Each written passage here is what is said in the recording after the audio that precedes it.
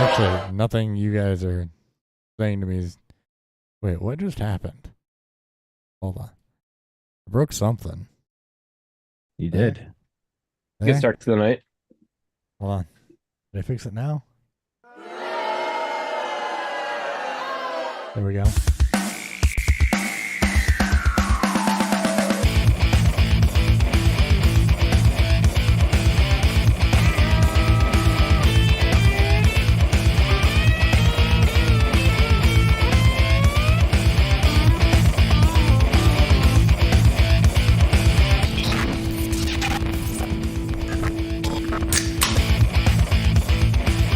Welcome to Beerfield. I am your host at Beerfield Hop.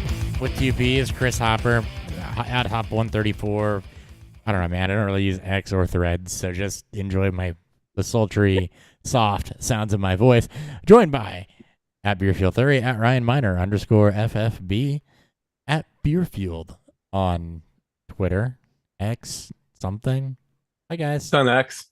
Hello. Good evening. Good to see you guys. I missed you. Aw. Aw, we miss you too. So many misses. So many misses. It's gonna be a short one tonight because, quite frankly, Dan's been traveling and I've been peopling, so that leads to a lot of tiredness. So, People ain't. we got some news. We got some rumors from around week one. We're not gonna try to do anything special. We're not gonna try to force it. So this should be brief. As we wrap towards preseason, have you guys done any before we jump into stuff? You guys done any drafts yet? Yes. I started Shane Barrett's charity league, which is for all timers. So, and that is a bigger 12 team super flex, 3 receiver or 3 flex on top of super flex, big draft. But So, what do you that guys? I'm in the middle of that one right now. I'm in the 12th round. What do you guys noticed? Like anything surprising to you as you've gone through it? Dan, you're drafting with probably a bunch of analysts, so I am probably pretty chalk for you. Ryan? Yeah. It's pretty chalk. But I just did one with Hutcherson Brown on Monday. He did like a friends and family one where it's like basically kids get involved. I really liked. I think that was super cool of That's Hutch and his awesome. dad to put on. That was really Yeah. fun. Yeah. I'd like to see the different age groups of the kids involved with it too. That was awesome from them. Seems pretty cool. Well, it's cute. It's cute too because it's a 1 QB league, but my son wanted Patrick Mahomes no matter what, so we took him first round. I'm like, dude, it's your team. Have fun with it. Hell I yeah, don't man. care, yeah. You know? Do it. And if anyone dunks on him, be like, "This is a kid. I will fucking kill you." Yep. Oh yeah, I was ready. There ain't dunking. right. No, I mean, not people in the league. I'm talking about people in the Social media. people on the socials when those teams inevitably get posted and stuff because there's a bunch of I had one Twitter beeps. last weekend where I learned day of that it was now a super flex league, but also that we got tight ends back. Day up. I didn't read the rules. And Brent didn't tell me. He expected me to told other people that he didn't expect to read the rules, but he expected me to pay attention, and I didn't. So I'm like, wait, that's funny. This is super flex? He's like, yeah, and I'm like, wait, this is 2 kickers? Because apparently 2 kickers? It's 2 kicker league, and somebody took Tucker and no, it was the computer took Tucker in the 7th round. I'm like, why the fuck did auto pick do that? And he's like, the 2 kicker league. I'm like, really? He's like, yeah, 2 kicker league. I'm like, my heart cannot take that. That is amazing. And then he also did something that kind of devalued the running back position a lot. Is in you can't start a running back in your flex. You've got the super flex spot where you could start one, but then it's a wide receiver tight end flex and then a tight end spot with tight end premium. So it's very yeah. I got a dynasty league that's been doing that. We're on year 4. Yeah. It's a weird IDP mix too. It's basically one run. And this is a single QB. Like this is a old buddy of mine from Minnesota. He won't come off of that. But anyways, it's a mandatory 1 running back, 1 receiver, and then no mandatory tight ends, and then it's 3 flex, and then 2 wide receiver tight end flexes. So it really devalues running back like fucked up a lot of shit during drafts. Yeah, it did because I can only start 2. So I'm not really, I'll get 3-4 guys deep and then I'm pretty much done with running back because it no value to devalues. Yeah. It really values the higher end ones because it makes you can't hit them. Yeah, makes you want to get those early, and then it really devalues the middle to later rounds when but you're not really gonna play them. And then being tight end premium too, so you're driving that up. So that draft went interesting. Also, a bunch of people that hadn't done Superflex. So once they saw quarterback runs happening, you had there's normally your quarterback run of Mahomes and Allen and Hurts, and then probably Fields and Jackson, and then you get your top tier running backs in there, and then it starts to flip around after that. Those are all one. Yeah. QB runs in Superflex this year is literally the first round. That's exactly what it was. It was pretty much what it is. First round was all quarterbacks. There was no lull in it, and you're down to Herbert, Lawrence. Your top 10 quarterbacks are off the board in the first 12 picks. Yeah.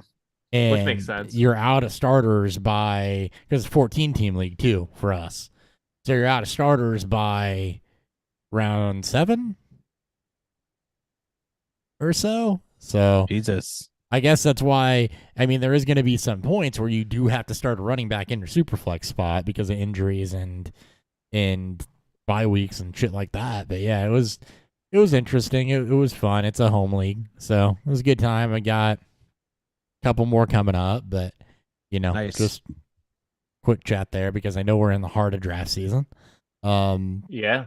But all right, so news episode, it'll be quick. We're drinking, of course. I've actually been drinking. This is beer number 5 tonight, so it'll be all right. It's okay. I'm done after this. It's okay. We're okay. What's fueling Beerfield?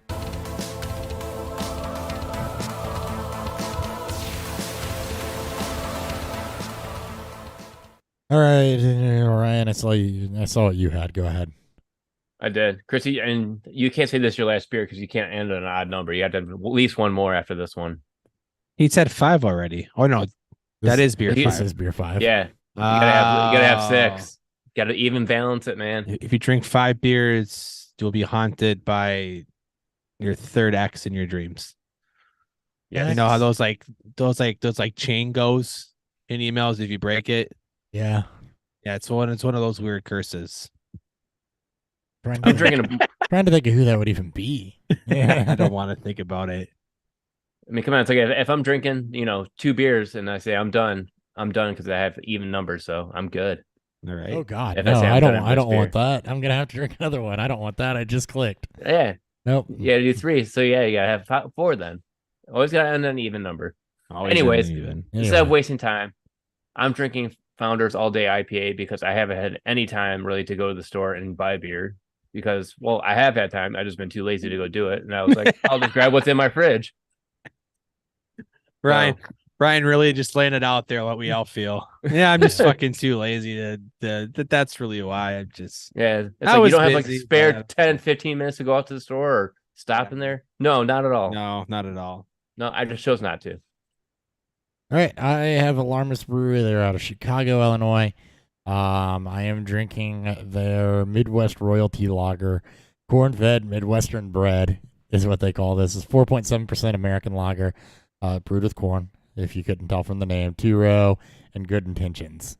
So I don't know what good intentions are, but corn and 2-row. Pretty much. This is American lager. More to come. Beer tastes like beer. It is beer that tastes like beer. Dan? Yours was so dark. I am it is. It's seasonal dark because we're etching ever closer to Han Solo season. And for those of you that don't know what that means, go look it up. It's great. It's pumpkin spice. It's basicness. So of course I got to bring on a pumpkin ale to help kick off a beer that really doesn't get drank until, I don't know, 2 months from now. Southern Tier? Nope. It's all all their stuff dropped this week. Yeah, so. It does. It drops. Yeah. Because I was in Kansas City, I totally got a Denver, Colorado beer. Yeah. So it's totally not local to where I just was. Great divide. Awesome. But this is a great divide. They're out of Denver, Colorado. I was able to have them a few times when I was out in Montrose, Colorado a couple weeks ago. At least at the airports and stuff. So this is their pumpkin ale. So it's a traditional pumpkin ale, which is generally going to be a brown ale of some sort. Sometimes you'll see it in porters, but most times you'll see it in a medium-ish body to let the spices hone through and not make it super filling. So a basic pumpkin ale is really just that. It's spices, which is typically going to be clove, cinnamon, some garlic, ginger every now and then. Garlic would be fucking weird. That'd be fucking wild. And then you might have just given me an idea. I may have just given you an idea. The vampire beer. Yeah. For Halloween now. And then obviously your pumpkin spices, and then you'll get some hints of vanilla and brown sugar and lactose and stuff like that from the malt used and just from the spices used. So it's really is what it is. It makes you want to throw some whipped cream on there and throw on your favorite pair of Uggs. I'm going to use garlic in a beer at some point. You really should. I mean, I'm sure there is. I mean, people have made anything and everything inspired beer. So. Oh, I know they have. They're garlic bread inspired beer. I've probably seen that too. Oh my God, I don't know if I want to. I mean, horrible. Garlic is like drinking a pickle sour. So I get I'd have to do that for a festival, right? So that I can get rid of most of it and just dump it. Like I'm not drinking 5 gallons of that shit if I do it. I don't want to drink 16 ounces of it. Not a chance. All right. There'll be enough people to try that. Yeah. All right. It's a news episode. So I'll at least do. News.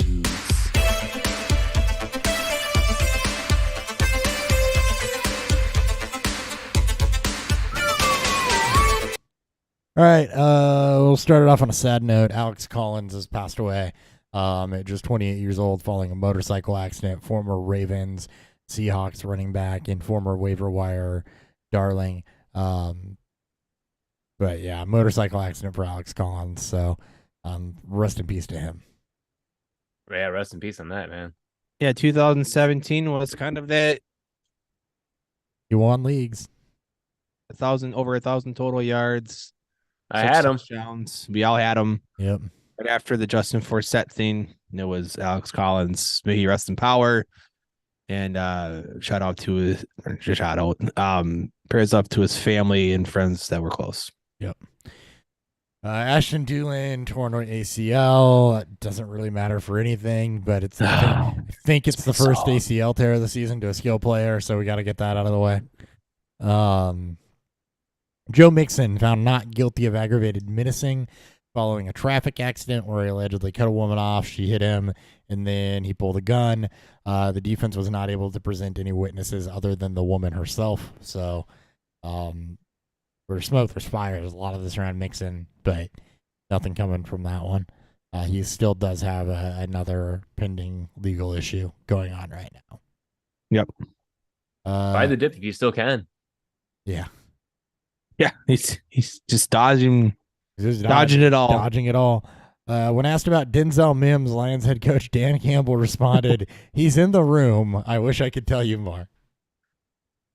Okay, damn. Oh, that's good. Not exactly a glowing review. Oh man, just even in a room, literally in a room devoid of wide receivers because they're all suspended or hurt. Right. Yeah. What did he sign? He can't even stick out. He can't even stick out. He was no. Round pick. And that's just it, right? You expect this is a thin situation right now. Not only is Jameson Williams hurt, he's going to be suspended. You have opportunity here. That's what you'd hope for with Mims, is that new team, new opportunity. This does not sound good. No, it does not. Should be off your radar everywhere. Back injury for Terrace Marshall. That's going to have him down for a few weeks. As we're getting closer to week 1, this is something you're going to want to watch. There is opportunity for Panthers receivers to, kind of be in the wide receiver 2-3 type discussion. And, you get a declining Adam Thielen. Terrace Marshall started to come on at the end of last season. Jonathan Mingo got some draft capital and, good size, good good athletic numbers. So, and I think DJ Chark's there DJ as well. Chark. So yeah, you've got opportunity here that's waiting for somebody, and Marshall's a popular option, but it sounds like at minimum he'll probably miss the rest of the preseason since they're terming it in weeks, and you got to pay attention to week 1 as well. So if your quarter was on Terrace Marshall, he could certainly be losing some ground there. That's actually huge for Mingo, who was probably going to start on the bench. They don't have a lot of bigger outside receivers. Obviously, it's a big reason why they drafted him. Thielens got the size. He's old. He's been playing from the slot the past, few years. Laviska Shenault's still there. Really who he is, and then just a class of people that no one gives a fuck about. Right. So Chark and Mingo outside with Thielen in the slot role, sprinkled in some Shenault. This is good if you take in Mingo. You might see if he hits early, this is where he can really take off. If you're betting on plus Mingo's been starting to take off at practice too. I just looked it up because I had to verify that I was correct on that. But yeah, he's actually he went from dropping the ball to actually catching it. So that second round draft value might pretty good for a wide receiver. He went from not doing his job to doing his job, and I'm really glad he's doing his job at the highest level. We like wide receivers that catch passes. Yeah, I love wide receivers that can catch footballs. Well, I know you listen to Matt Kelly and stuff, and he always talks about Jonathan Mingo and don't reach on him. So. Matt Kelly's got his super crusade going on for for his 2 select players. I absolutely love Matt Kelly, but I haven't listened to a lot of podcasts. This whole year. So, and here's the thing, right? Yeah, don't reach, but you don't have to reach to get him. It's a late round flyer. So, all right, we got a question. Okay, say what? Remember those? I do. It's been a while. Tyler, shout out to Tyler. I'm not gonna lie, it's been the first question in a minute. It's Dynasty question too. We're in hard to redraft. Still wants Dynasty. We love it. He's a rebuilder as we edge ever closer to the season. So this is a good time to start making some of these last minute moves as players' values become a little more entrenched and it'll take injuries to really change that. It's a super flex league rebuild.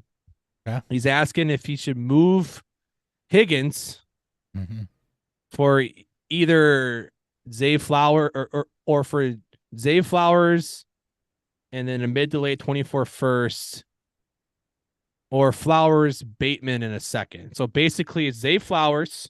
It's a part of this deal. And then there is a mid to late 24 first involved, or Bateman in a 24 second. I'll go first. I'm sorry, go ahead, Hopper. I'll go first. So my answer is, first off, yes on moving Higgins. And for I would go, out of those 2 scenarios, I would go Flowers in the first. I don't want to be overexposed to Ravens. 2, that first gives me a little bit more flexibility. Draft capital's currency. I'm going to have more flexibility out of that first round pick than I'm going to have out of Rashad Bateman, either to use it in future trades or to use it to actually fill out another need. So I would always rather have, I also think you're going to get more value out of that first round pick than you are Rashad Bateman. So I'm Flowers in the first for Higgins. I think that's fair value. And yeah, on a rebuilding team, I'm absolutely okay with moving on from T. Ryan? 100% agree with moving out from T. Higgins, because we see T. Higgins as with that wide receiver in the Joe Burrow offense with Jamar Chase.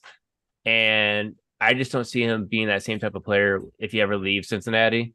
So getting Zay Flowers and the way his camp report's been going, the way he's been producing, he has that wide receiver alpha in him. And he's on a good offense. And plus getting that mid to late first.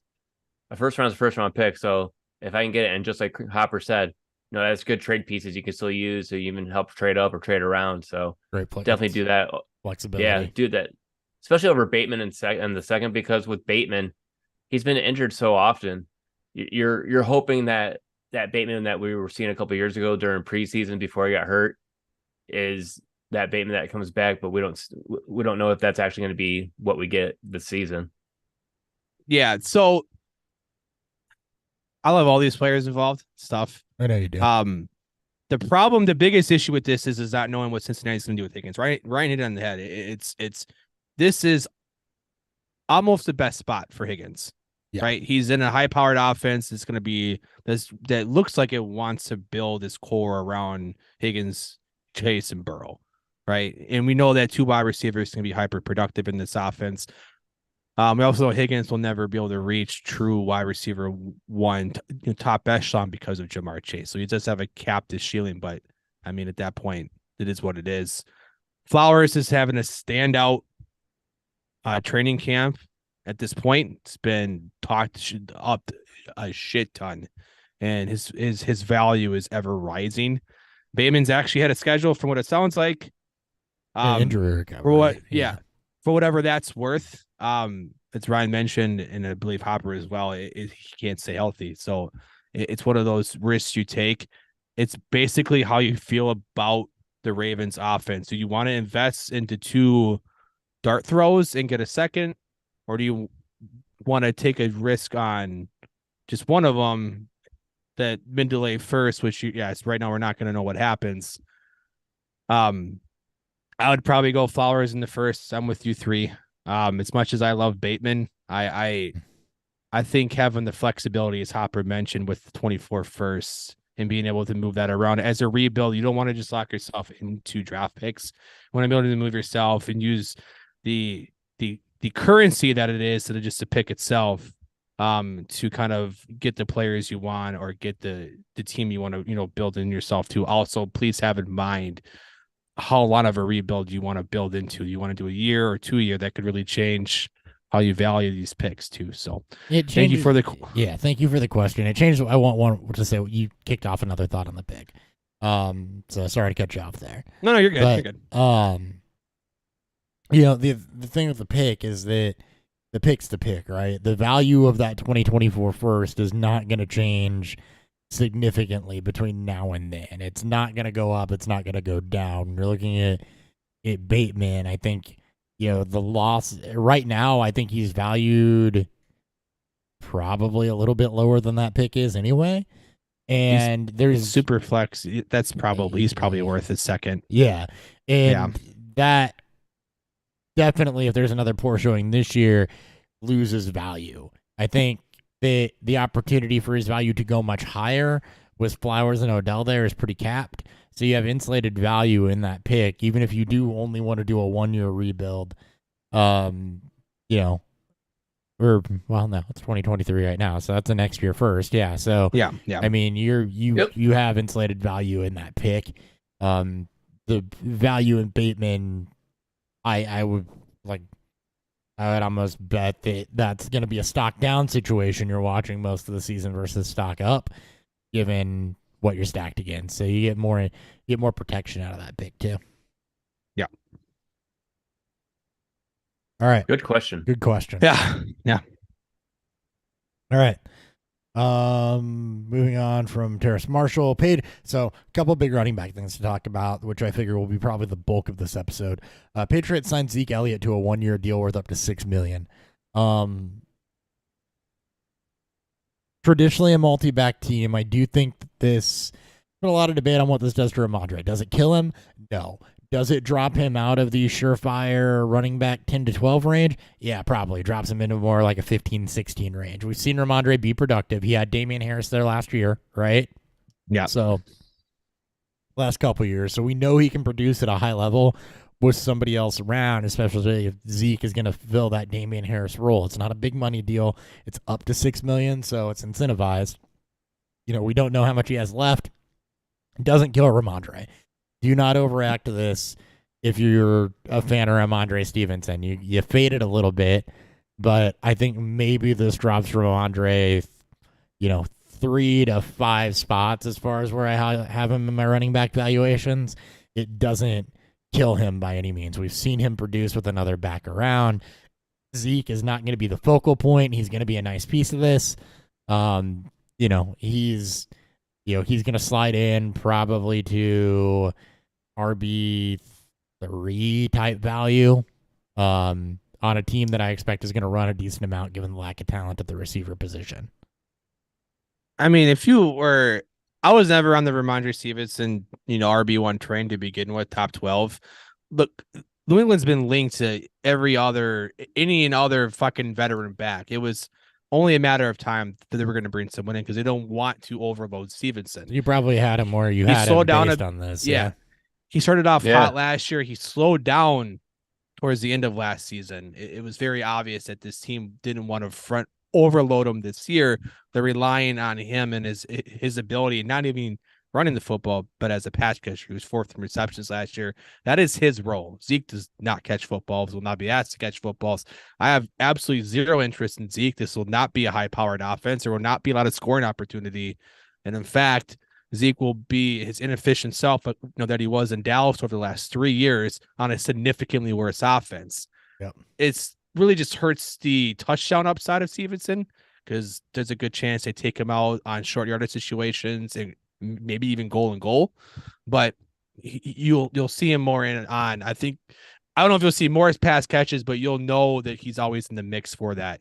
He should have always been a mid RB2 with decent upside if New England does take off as an offense, which I'm not really banking on, but that's just me. The other thing is that you talk about him, Brian will call you here in a second, but you talk about him a lot as a pass catcher. The other thing I want to point out is how good Stevenson is through contact. And that's been a 2-year thing, right? Yards after contact per attempt, Zeke is at 1.5 and hasn't been over 2 since 2020. Ramondre Stevenson is 2.9 yards after. Almost 1 full yard. Yeah, he's almost a full yard ahead of him. Rushing yards after contacted, he's 2.1. Zeke's at 1.5. Attempts per broken tackle, 25.7 per Zeke. It's 8.8 for Ramondre. So he is much, much better through contact than Zeke is as well. He should be at this point in their careers. He absolutely should be. Zeke's gotten fucking 10,000 bajillion carries at this point. Yeah, there's no way that better he should be through contact than Zeke has ever been. Zeke's career best at attempts per broken tackle is 12.5. Ramondre's single digits. So just another thing to keep in mind that Ramondre is really, really good through contact. Zeke is not. That yards before contact per rushing attempt at 2.9 for Stevenson is also higher than Zeke's ever been. His career high is 2.5. So, just things to keep in mind there as well as you weigh that. It's not just pass catching that Ramondre is better at. He's actually a better runner too. Yeah, better at everything. Zeke will still have his role again. The whole idea of this is to reduce the amount of unnecessary carries for him. Exactly. Zeke's going to be a thorn. He's going to be Jamal Williams, but on a significantly less scoring offense. That will basically, in my opinion, be Zeke. Put him at center. Put him at center. He can really eat them. He can block for Stevenson. Yeah, great. I mean, you had to look at it though. Like, are we surprised that Bill Belichick did something like this? It's It's been telegraphed all fucking offseason. Well, but look what's behind him. And like once you get rid of Damian Harris, the writing was on the wall. They were going to get another running back. It didn't matter who they were going to get. They were going to get someone. Yep. So, like, we had to expect this to happen. Yep. Should not be double counting this move. You should already been baking this in. Right. Yeah. And where I'm at. I'll buy the dip on Ramondre Stevenson. And Harris was only a 115 touch guy. Ramondre was up close to, was it like 280 or something? So they just don't want Stevenson handling the ball 300 times a season. That's all this is. That's not what I think he's got the size to do it. It's just not what you want him to do. Yeah. You want him more fresh, especially because he's 230. He's got that big BM. He's got the bigger size. Having him a little more fresh, a little less of those unnecessary hits. Yes. Make the man eat in the fourth quarter. Belichick's not going to give it up, man. He wants to win with a good defense and just he ain't gonna do shit. Running the ball. Yeah, I can't wait for he's out of New England. Indeed. Anything else on that? No. Perfect. Strained LCL for Traylon Burks. He's going to be sidelined for a few weeks. So, I mean, his stock was way down anyway, but something to keep an eye on there. Jonathan Taylor. He sprained it. I'd say he sprained his LCL while catching a touchdown. Yeah. In the red zone. He's had a really good training camp. It was unfortunate he got hurt. Mm-hmm. It was against the Vikings. He is somebody that too much on the deep catch. he is somebody you're looking to see take another step, but it's a low volume offense, and he's going to be losing reps. So there's that. It'll be him and Hopkins. It was one of those, and that's going to be it. It's going to be him and Hopkins. Why are you buying in Tennessee's offense? It's not Derrick Henry, anyways. So. You shouldn't be. Right. Jonathan Taylor left Colts camp for a personal reason. The absence is excused. Things are looking more dire for Taylor the further we get into training camp and the closer we get to the regular season. Like, Dobbins is holding in, okay, fine. Jacobs has his contract thing, okay, fine. Like, I'm legitimately worried about Jonathan Taylor health-wise heading into the season. It's still getting treatment on the ankle. The contract situation mental health too. Fucked. He's away from the team now for personal reasons. We don't know what's going on. That could be anything. Like, I'm. The dip's happening so big, but the risk is so high as well that you're going to see a dip. He was a classic first rounder. I think in just scouring around Twitter and stuff, it's I think third. I've seen people talk about him in the third now in even in single QB leagues where it's which you'd gladly take value. That, especially that's your second. That's value. Yeah, but that's fine. I wouldn't rely on him in a hero RB situation though, where you're building your running back core around him, even in the third, which is a good value. Yep, how the mighty have fallen. Yeah, it's running backs for you. Anything else there, Ryan? It just makes me think of like Foo Fighters. There goes my hero. If you try playing hero running back and Jonathan Taylor never plays. Yeah. Wow. Love it. Indeed. Oh, it's a great song. Russell Gage is going to miss the entire 2023 season after suffering a non-contact leg injury. So he's out. Aaron Rodgers dealing with a calf injury suffered in practice on Tuesday, which apparently really impacted his efficiency. I'm not too worried about that at this point, but it's negative about Aaron Rodgers, so I'm all for that. We love it. All right, Tyler's got another question. This was pretty simple. Who do you prefer, Zay Flowers, Quentin Johnson? Flowers. Johnston. Flowers for me. Why Flowers? Because Johnston is a profile that we have seen bust a lot over recent years. He's a big-bodied receiver that I agree has a ton of talent and there's upside there, but he's also raw. That's what Bateman was. Injuries, okay, fine, mark that off to the side, whatever. Burks, jury's still out. But a few years ago, you had N'Keal Harry doing that. You had Mike Williams that was thought of as that a lot. And while I like the upside of Johnston, I always aim for higher floor. That's just kind of my thing. And I think Flowers, at worst, has a role, right? It's not outright, you're the big downfield guy or you're gone. And I think there's risk associated with Johnston that has Flowers ahead of him. Are they the same tier for me? Sure. But when you're talking to me about preference, I prefer Flowers over Johnston. That's just personally me. That's how I operate. But there's a profile with Johnston that is not always, it doesn't have a high degree of success, even though when it does hit, the rewards are pretty great. All right. You argue for Johnston?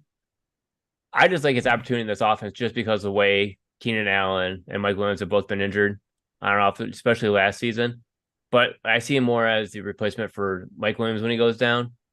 But he can also fill in as that Josh Palmer role that we've always liked, that everyone was super high on last year, and it just fell flat in our faces and didn't work out. And he's been having a tremendous camp. He hasn't been doing body catches like everyone thinks he does. He's actually been doing hand catches. I think he's actually going to be a good red zone piece. Yeah. And with the way this offense is going to throw, they were number 2 in the NFL just behind Tampa Bay. Yeah. Who says they're not going to be the number 1 team in passing?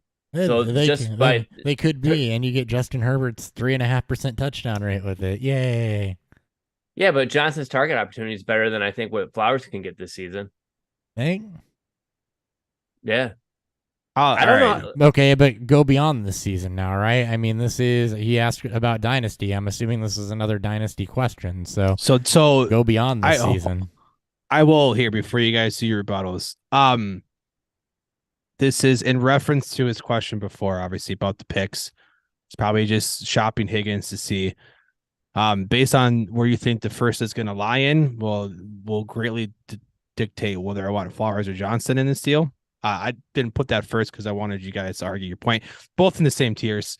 Johnston's on the better offense, should be better offense. 3.5% doesn't feel like it's Herbert's norm. I think that's going to go up anyway at the OC change. Everything. It was ridiculously low last season, but that is going to go up. And Bateman is not of the profile of Johnston. That I will argue. Bateman is a significantly better route runner and separator. That's also true. And productive. My point still stands, right? I might have thrown the I know. wrong. I was like, come on, great man. example there, but my point still stands, right? That's a profile that has a high bust potential with high reward potential. That's just not how I roll ever. If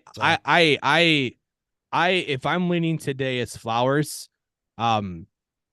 It's the type of receiver Flower is, right? The type of receiver that Flowers is, it's been growing in their overall production because of how the wide receiver position has evolved since all the rules have changed. You can't put your hands on guys. So guys that are super fast, even though they're small, are very shifty, can create separation instantly. Yep.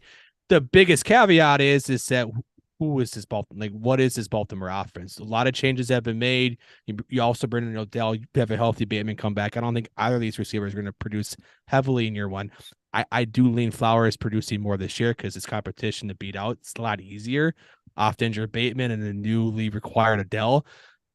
I don't see Johnston taking over the wide receiver one spot from Keenan Allen. I think he could beat out Mike Williams because Williams has been, can't be much worse aside too, but he's also been transitioning more into a flanker, a possession type of role. He's not their deep threat. Johnston will be what Mike Williams was when he first got drafted, a boundaries receiver that will win 50-50s, and he's paired with a quarterback that can absolutely get it done in that department. So it will not surprise me if Johnston blows up. It's just because they're so close for me, it's what first you can get in this deal with Higgins, or when you're trading Higgins away, that you think will be better. That's really where I'm at. I'm fine with both. I like them both. I want them both for Dynasty. Yeah. So for what it's worth, the best comparable for Quentin Johnston is Josh Doxson. Speaking of receivers of that profile, Doxson, Rashad Perriman, it's all these big, fast boundary. Yeah. Now, do you have guys like Higgins, who's also based on, he was the same kind of guy he hit? Yeah, guys like Alshon Jeffrey. Yeah, also hit. Dez was one of them. They can't hit, and that's what I mean. When they hit, it's good. But you have when they don't, they're just bouncing around the league and washed out. Whereas if somebody like Flowers doesn't hit, him not hitting, I think looks different than if Johnston doesn't hit. Him not hitting is probably Baltimore's offense, and maybe we'll finally get an answer about Lamar as a passer with football. Todd Monken at OC, right? And so there you go. It's we all have them in the same tier, so you're not going to get strong arguments on one over the other. But it's this isn't an obvious Johnston. This is not. Yeah. It's a good question because it's not a super obvious answer, right? It's both guys are similar in nature as far as where they're ranked. They're different in size. They're different in how they play. I think the floors are different. The upsides are similar, though, which is why they're there. Yeah, and maybe you can get, just given the rise in Flowers hype, especially recently, and with Johnston having a pretty poor preseason game, and they get multiple drops, we might be able to get more involved with Johnston and be able to get a 24 first plus something else. So also with this as a rebuild, you want to draft picks do your shopping. Yeah, do your shopping and take your lottery tickets, but draft picks are where it's at. And so you don't have to move these guys now too. As we get closer to the season, you'll have a lot more information on where these picks are going to land. Yeah. And if Higgins blows up, you're going to get a lot more. Well, that's the thing about Higgins' upside being capped, though. What are the odds that I think he's pretty insulated. This offense could produce top two. This offense could easily produce two top 12 receivers. Sure, but absolutely. Easily. And Higgins right now is valued as a very, very high wide receiver too in Dynasty. Right. He's top 15, and that's That's what I'm saying, right? He's top 15, but he was top 15 last year, right? So your value there is already baked in. I don't see it going up a lot from where it's at. It's also not going to go down. I'm just saying Higgins if he starts off hot, it's Higgins definitely isn't rise. somebody I think of. Maybe it's just personal opinion, but Higgins isn't somebody I think of as, a wait and see, because I don't think the value is going to change that much on where Higgins is. You might go plus or minus 3 or 4 spots, but I don't think it's going to change all that much. Well, I think it's more so what you're going to potentially get for him. Even if he starts out slow, he has baked in value because of the team he's played for and the production he's had. And I don't think many people are expecting him to get a deal done this year. No, he'll get his deal done next year. It's really going to be, pick and choosing your rookies that maybe not, fire off right away, and you can load up on a bunch of, upside pieces plus draft picks, right? I still think there's room to grow for Higgins and value. If he starts off hot, he could be in the range of Devonta Smith and Waddle for your team's wide receiver 2 spots. Is it capped? Absolutely. I don't think he's ever taken over Chase, but we know that these values rise throughout. And a team like Cincinnati, which is hyper productive, people could buy into that heavily more than they probably should. But anyways, yeah, we can anyway. All right, taking it back to the new set of things. Colts head coach Shane Steichen has named Anthony Richardson the team's Week 1 starter. Heck yeah! Boom. What do I owe you again? I don't remember. I have to look it up real quick. I'll look real quick while you're talking. I don't remember what I promised. It was some beer, right? You're supposed to drink something shitty. Am I supposed to drink something shitty, or am I just sending him beer? That's what I'm going to look up. I remember sending beer.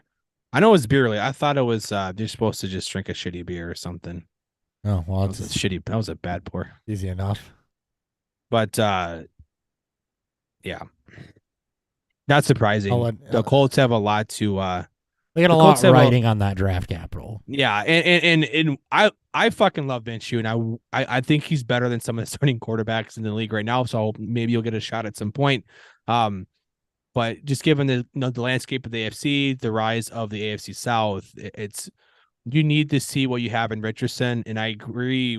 I've always agreed with this, at least over the past 3 or 4 years, that waiting on a guy like Richardson, it's gonna be like you're risking Trey Lance levels of disappointment at this point. You need to get him out there and see what the fuck you have, and then be able to pivot off quickly. That's I understand why you wait. It's not like he's waiting behind a Aaron Rodgers level of player. It's him versus a journeyman quarterback that I just happen to very much love. That's fair. My worry with guys that are raw is you don't want the mental side of the game to creep up and get them. As he played at Florida, I think he should be fine. Well, he's inexperienced, sparingly though, right? And that's yeah, that's the thing, right? People struggle. Like Stroud and Young are gonna struggle to adjust to the NFL. Lawrence, who's all world prospect, struggled to adjust to the Urban Meyer didn't help that, but struggled to adjust to the NFL. So for a guy that's raw, I just don't, that is hella talented as Richardson is. For me, it's like I want them to get some of that seasoning first and have a little bit more time for things to settle down before they get thrown in there. That's why I pound the table for that. But I also completely see your point. Like, if it's not going to hit, it's not going to hit. They're going to have a good draft pick next year in what should be a strong quarterback class. So you want to be able to pivot off that. We could see a Josh Rosen type of situation. Titans with Malik Willis. Right? Yeah. I mean, I'm saying a first-round quarterback, one of these 3 quarterbacks. I don't know. Like, you could see a Josh Rosen scenario if one of those 3 teams, not the Panthers because they don't have their first, but where your concern lies with Justin Fields, it's they finished this poorly, and they staring Drake May or Caleb Williams in the face, better prospects than any of these quarterbacks this year, in my opinion. You can get quite honestly, with Chris Ballard's job on the line right now, because he's on the hot seat. If you're Indy, then it's been so up and down as if I think he's good or not. It's been weird. Yeah, but with his job on the hot seat, right? Like, if they end up with a regime change, that could be huge too. So, not to mention with the comments of Irsay, like, good luck bringing valuable veterans in when you made it very clear that loyalty means nothing to you. Yep. Ryan, did you luck. find it? I did find it, yes. What's the bet? So the bet is a 4-pack of show beer. There you go. So I own beer. Love it. Yeah. I'm a 4-pack of beer. Okay, we'll make that happen in the coming weeks. Sometime before the end of the season, I'll get it. Let's see. Breece Hall is back at practice, still dealing with occasional soreness as he builds back up. More on the Jets in a minute. Vikings news: rookie kicker Jack Podlesny, former Georgia kicker, is competing with Greg Joseph for the team's kicker job. Also, T.J. Hawkinson is back at practice after sustaining an ear infection. Addison had Addison's in concussion protocol. Concussion protocol. Yeah, and for some reason, Jalen Reagor it's the wide receiver 4 in that team. Mm-hmm. So yesterday we my home league does a rookie draft for auction players. Yeah. So like we get like the first 12 rookies based on like Fantasy Pros ADP. Sure. As like 50 cents, and then after that it's 20 cents. So I had the 7th pick, and I'm thinking, man, I gotta try. I would try to do everything I could to get out of that pick because I didn't want it. I'm trying to like bundle picks. I'm trying to get more picks, and I'm sitting there. I'm like, I'm not gonna get anyone good here. I'm like, I want A-Chain, but it's like, how much more A-Chain do I really want? I haven't bounded from them. And then I'm watching the draft go, and who falls to me at 7? Addison. I could not pass it up. Oh man, love it. Talking about the most productive rookie receiver, if he can remain healthy, it will be Madison. He will be in conversations as a top 20 receiver next year, just because of the volume he's going to get this year. I love it. Indeed. Yeah, whatever dip there may be by. I mean, he may not get to start right away, which should be asinine, but he will be productive this year, for sure. All right, speaking of the Jets, they signed running back Dalvin Cook, 1-year deal, $8.6 million. He's still a week away from being able to practice. Kills Carter. This kills anybody. Well, Abanaconda. Yeah. About it, it's kills the Breece situation. It's so fucking weird. Just trying to like play this out, like based on how much money they gave Cook's gonna have a role. Well, yeah. Well, I think he'll start. I think this gives Jets the breathing room on Breece Hall. It does. And it also protects them if Breece, like so many running backs coming off of an ACL, ends up with a hamstring issue midway through, because that seems to always be the thing that, misses a couple weeks. This may be the reason why that he won't have it. It's because he's not rushing back into. They ease him back in. Yeah. But somebody else is going to also be involved in this offense at running back if they're going to ease back Hall, depending on what Hall's health is, and that'll maybe be like Carter or for at least the first 4 to 6 weeks. Yeah. And which means that I don't want anyone on this team besides Breece Hall. And I'll buy the Breece tip because Breece is at their points in their careers a significantly better running back than Cook in all facets of the game, and he should be.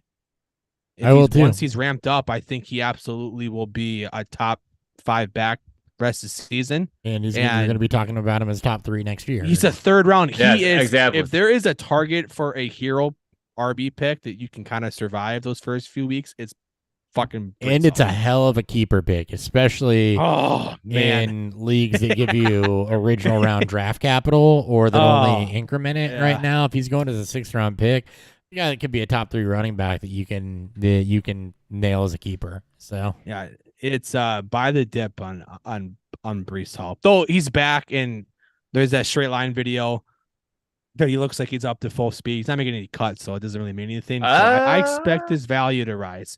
And there's a video of him cutting too. Yeah, he's probably cutting because he's value back, but there's soreness there, and if they do it now, because it won't be there probably in like 2 days. Yeah, just roll with it. We're in the 3rd week of August, which is like the typical heavy draft, leagues. So, and his legs look symmetrical, so there's no like different in size. So, and it's the Jets, man. It's. I hope they fail so miserably though. Fuck them. But I mean they're. I will so root for Breece Hall and for Garrett Wilson, but I want that team to just be complete fucking dog shit. You just want Rodgers to be dog shit. I do, but it's this anointment of them, and it's like, does Rodgers at this point in his career make him that much better than the I wish it was a more rest of the AFC? If it was a more likable quarterback, I would be more bought in. Yeah, true, right? But it's also a very difficult division in the but AFC. no, a 39-year-old Aaron Rodgers does not annoy a 40-year-old. He's not even. Yeah, he's 39 right now, right? Either way, yeah. But it's in any event, it doesn't annoy the Jets. They're not making. I'm betting on them not making the playoffs. And there's rumors of them making that contract room for Bakhtiari to come from Green Bay to the Jets now. See, too. Shit like this, just like it's gonna blow up in their Rodgers. Face. It's gonna blow up in their more face. trouble than I hope so. I hope like so. It'd be so the Jets funny. will Jets. Robert Saleh will lose his job because now he's tied. This is like which sucks because I like Robert Saleh. I know, right? This is like Brad Childress tying his career to Brett Favre. Yeah. When the Vikings brought in, Favre after the 2008 season, this basically tied him to that, right? You were tethering yourself to a hyper aging quarterback who is not nearly what he was, and good luck winning the AFC East, better alone trying to get yourself into the playoffs. Like it's a good team. They'll be competitive in there's a lot of good. Oh yeah, they'll absolutely be competitive in the East. They're probably going to be a wild card team. They're going to be a playoff team, but I don't think they will be. I think they'll be the best third place team in that division. I think they're third best. I think Miami's better. Let's look at it because you've got three. You got 2 wild Bills, cards now, right? Dolphins, three. Bills, Dolphins, Jets, Chiefs, Chargers, Broncos potentially with that defense and the rising. You have the Bengals, the Ravens, Pittsburgh for some fucking reason continues to be a French playoff team. Pittsburgh ain't going in. They shouldn't, but for some fucking reason they do. I don't think the Browns will improve enough, and then obviously the South is just the Jaguars. Yeah, it's going to be a team. Yeah. So you get 9 teams, I think. So you get 7. Yeah, 9. Buffalo. So for me, it's Buffalo, Miami, Baltimore, Cincinnati, Jacksonville, Kansas City, the Chargers. They always seem to 7. That's 7 right there. Yeah. The Chargers. You got Broncos. And then you're going to have, really it's going to be the Chargers, the Broncos, and the Jets fighting for one spot. So, and there's always that surprise team. Like, New England got in 2 years ago. Who knows? I don't think they will, but the conference is so tough. Yep. Good luck to you, Jets Have fans. fun. It might be a long season, or it might be great. He might be fooling everyone. Competitive and disappointing. Moving on. Yeah. The Browns passing game has been completely unimpressive in training camp for the Athletic. I love this. Is rumor section. I love this so too, happy because I'm so happy. Watson. I'm not happy for Amari Cooper or DPJ. I like both. I'm fine with them. But and all the buzz to Cedric Tillman apparently too. Yeah. Big time. None of that. Huge. Oh man, I want the Browns to suck. Any and everyone that was a part of bringing Deshaun Watson in leaves, I will be a Browns fan. I want them to just. But right now, I want them to fucking fail. Eat that shit forever. And have what might be the worst contract in not sports history, but pretty close. It's not great. Just make them start Dorian Thompson-Robinson over Deshaun Watson just to make us all feel happy again. They're doing that in the preseason. He's so loved. DTR is like so like universally everyone loves DTR. And he gets to start week 2 of the preseason, so that'll be cool. But he's gonna start over Watson week 1. I hope Watson sucks. I hope Watson never. Yeah, I hope he just tanks him. And also, I totally buy into this. By the way, like if we're buying or selling this news, I totally buy this one because it didn't look good at the end of last season either. It's just like he got better, and then he just never reached anywhere near his Houston peak days. Like he sucked. It got a little bit better, and then that was it.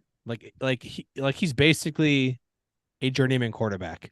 No. And the Browns are now paying an astronomical amount of guaranteed money for fully guaranteed. Yeah. Like this is like significantly worse Kirk Cousins situation. Yep. Except if you haven't watched the QB yet, Cousins might be the most liked quarterback at the end of everything. Because my God, is he so likable in that show? Quarterbacks? Yeah. On Netflix. Yeah. Keaton Mitchell and Justice Hill are splitting first team reps in J.K. Dobbins' absence at Ravens camp.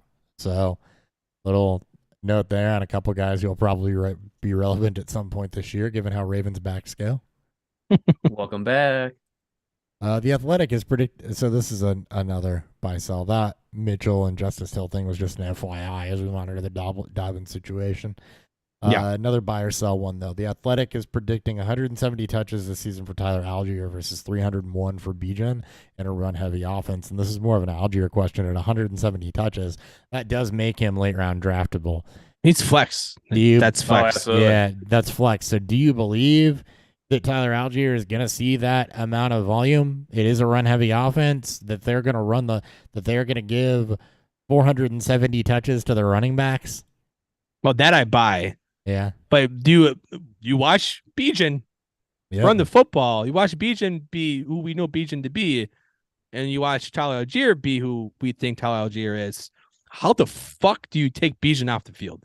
Like you can't. This is Derrick Henry. This is a 400 touch potential rookie season. Like they will fuck him up.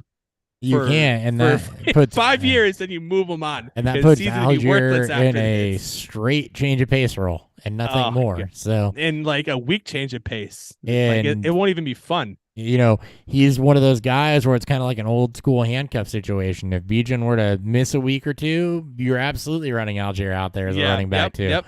But until that happens, this is like Dalvin Cook and Madison, right? Yeah, like this is like exactly, or what Khalil Herbert was with David Montgomery. Yeah, right. Well, even post that, it was great because Herbert was significantly was this year, better. but previous years, right? Yeah. I mean, that's what the situation is. It's. I don't think you can project 170 touches to Tyler Algier. Not with Bijan there. It's the right 210 last year, though. It's the right division to do it in because it should be a dog shit Well, it's show, the right coach to predict it with too. With that Smith. too. But he also he's also totally fine giving Derrick Henry 380, 390 touches, right? You think he's not going to do that with Bijan? Right. Yeah. It's going to be that situation where they're going to be down by like 30 points in the game and they're just going to keep running the football. The only Tennessee back that's been relevant, not named Derrick Henry in years, was Deonta Foreman because Derrick Henry was hurt. How dare you besmirch Jeremy McNichols? Wah, that backfired. Man. All right, Deuce Vaughn hype, leading the Cowboys with 80 yards on 12 touches, getting some coaching praise for that. That is a thing to watch, in my opinion. He looks like Sproles. He looks like Cohen if Cohen didn't get hurt. He is shift. I know he's shifty. We saw it on film, but he's gonna be used. Fun. He is a guy that you should take late round. He is gonna be used, and Tony Pollard is not. Like some of the other guys, Tony Pollard is not built for 350 touches, right? Deuce is going to get used. Nor should he get it? No, he shouldn't. And there's not a lot of significantly great options. I mean, they lost Schultz. They brought in Cooks, but which is years old. Fine. It's Gallup's in his final year. And has drop problems. And it's also coming off he's further removed from his ACL injury, but and Malik Davis Deuce is explosive as shit. And Malik Davis may not even make the roster. Yeah. So I mean, look, it's and Zeke's not coming back. Zeke ain't coming back, right?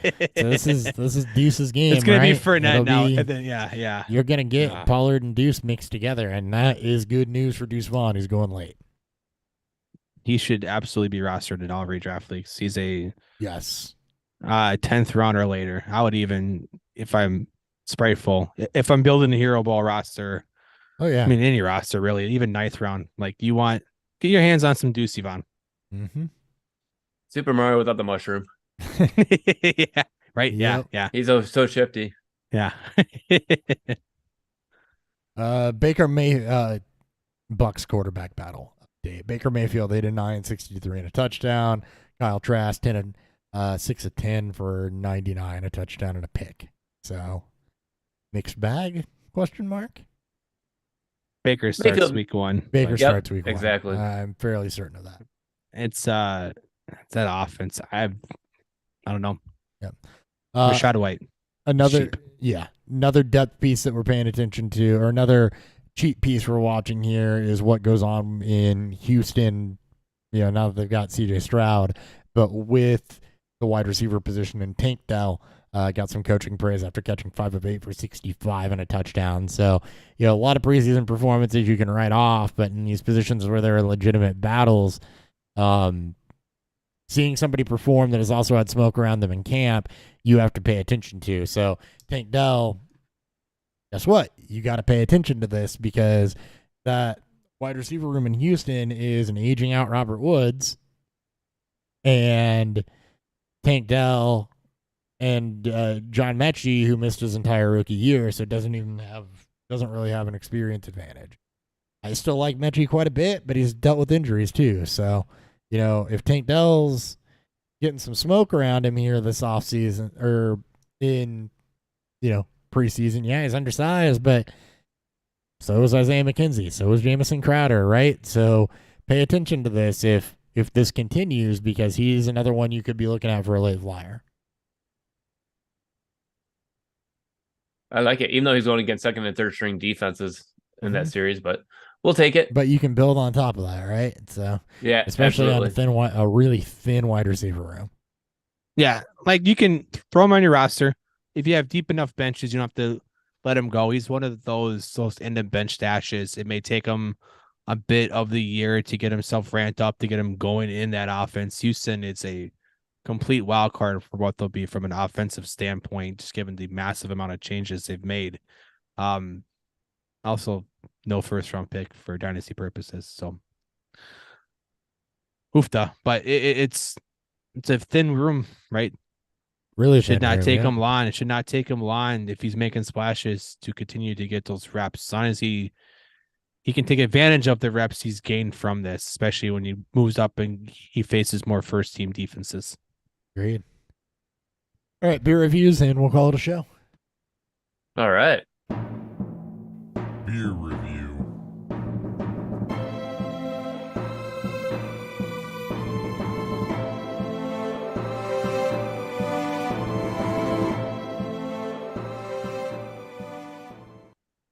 All right, we'll go reverse order of how we introduced them. So, Dan. Me. Yeah. How's it going, Again, Pumpkin?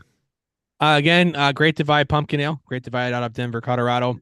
This is a traditional pumpkin ale. So brown ale with a bunch of different spices mixed in with some vanilla. It's if you like pumpkin anything, this is a good choice. It's that it may be August, but we're in that part of the season. You're going to start seeing a lot of these pop up in your favorite liquor stores and start seeing them on draft at your favorite sports bars. So if you like pumpkin and you see it on there and you haven't tried it yet, I would recommend giving it a whirl. All right. For me, I had Midwest Royalty Lager from Alarmist. It's a good flavorful lager. You definitely get some of the sweetness from the corn in here. It's got a nice grainy backbone to it. It's not a light lager by any means, but it has that craft take to it. It's an American lager, but it drinks more flavorful than what a full flavored Coors does, or a full flavored Budweiser's rice, so that doesn't really count. But like a full flavored Coors or a full flavored Miller, it's just real easy, nice little hot bitterness. I mean, it's a lager, right? There's not a lot to say about that when they're done well. It's clean, it's drinkable, it's got a good kind of grain character to it. The corn definitely lends some impression. It's clear, like very, very crushable beer. I would totally have a fridge full of these. Speaking of having crushable beers, I had Founders All Day IPA. It's the sessions. It's not like a true IPA, so it's very light, very drinkable. It's easy flowing, so that's why they call it all day, because it's something you can drink all day long, every day.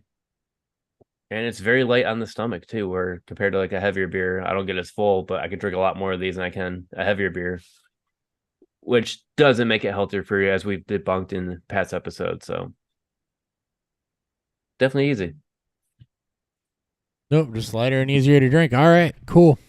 Well, Thank you guys for tuning in. Well, wait, light on a session IPA is just alcohol related though. It's not light in calories. It's just the alcohol, bud. Yeah, it's like 4%. It's the ingredient. That's, Yeah, 4.2. that's what makes it session. It's not. It's not lighter calorie and done for drinkability. It's just done so you don't get shit faced after drinking it all the time. But I mean, I could drink 6 of these compared to like a 6-pack of like yeah, a good like Two Hearted or something. Yeah, because you drink a 6-pack of Two Hearted, you're pretty fucked up. You drink a 6-pack of those, you're just all right. Cool, we got to go to the grocery store now. That's why it's all day. You're just peeing. You're just peeing. Yeah. All day peeing. I'm not even drunk. I'm just pissing. Yeah. All right, thank you guys for tuning in. We'll be back next week.